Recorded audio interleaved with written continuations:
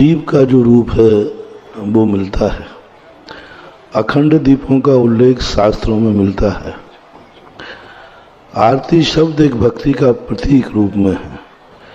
आरती का दूसरा नाम निर्जावी है, इसलिए ऐसी कोई बात नहीं है।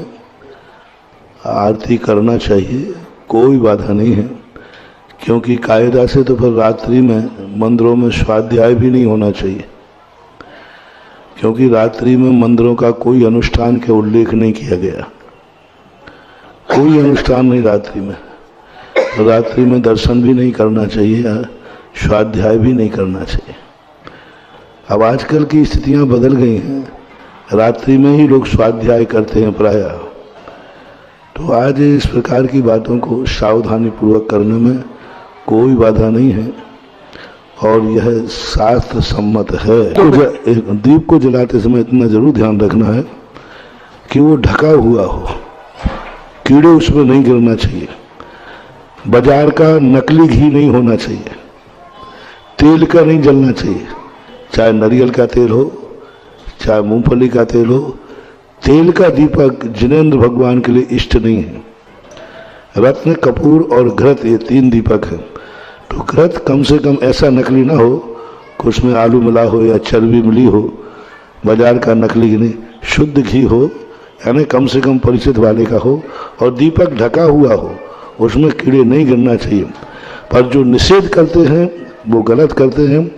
पूज्यवत लो परिणतिकार ने यति सब आचार्य महाराज ने अखंड दीप और अखंड धूपड़ों का उल्लेख देवों की पूजा के द्वारा कराया है।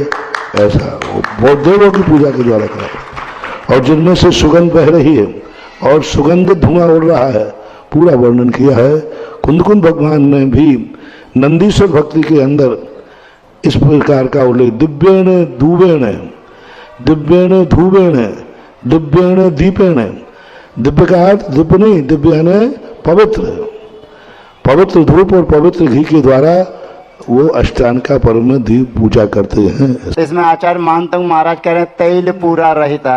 ये दीपक जो है, ये दीपक प्रकाश के अर्थ में आया है। बहुत अच्छा प्रश्न कर दिया, यहीं के यहीं निपट गया, नहीं तो बाद में और गड़बड़ हो जाता। मैं इस दीपक के संबंध में बहुत पहले बता चुका हूँ। दीपक घासलेट तेल का भी होता है, दीपक घासलेट तेल का भी होता है।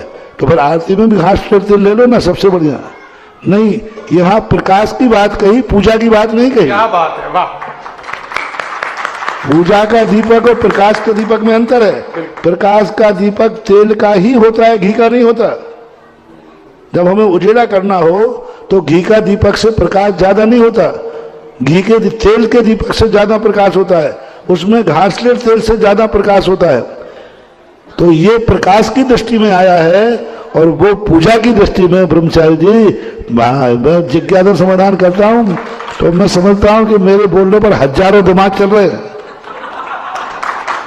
और इसका मैं विस्तार से वर्णन कर चुका हूँ।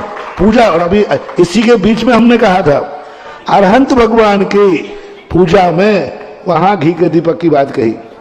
पूजा में निम्न देवताओं के लिए तेल का दीपक कहा गया। निम्न देवता जो रागी द्वेषी देवता होते हैं, समर्थ देवता होते हैं, जो असमर्थ, उनके लिए कहा गया है कि तेल का दीपक, उनको घृत का दीपक नहीं जलाना। लेकिन देव साध गुरु के लिए घृत का। आज तक चलो पंडित जी, तुम ब्रह्मचारी जी, तुमने एक प्रदीप यूज करके जनवाणी निकाली, उसमें किसी भी पूजा में तेल दीपक का वर्णन आया? पूजाएं तो है कि नहीं, ध्यानत रहे कि आदि उसमें दीपक का वर्णन तो है ही, उसमें घी, रत्न, कपूर, किसी भी एक पूजा में बता दो जिसमें तेल के दीपक का नाम आया हो तो बताओ। घृत का आया है, घृत पर कपूर, रत्न, तेल का नहीं आया। इसलिए प्रकाश के लिए अलग चीज है और पूजा के लिए अलग चीज। पूजा सगुन है, पूजा मांगलिक है। तेल का दीपक सगुन नहीं होता, घृत दीपक मांगलिक होता है, सगुन होता है।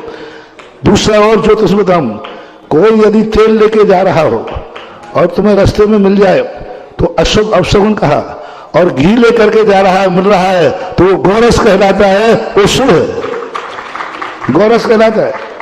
घी गोरस में आता है, तेल गोरस में नहीं आता है। इसलिए यहाँ मात्र प्रकाश की बात है, ना कि घी की बहादुर। कहीं पूजा में आपने तेल का दीपक सुना हो, देखा हो, तो वो किताब जरूर मुझे लाके दिखाना।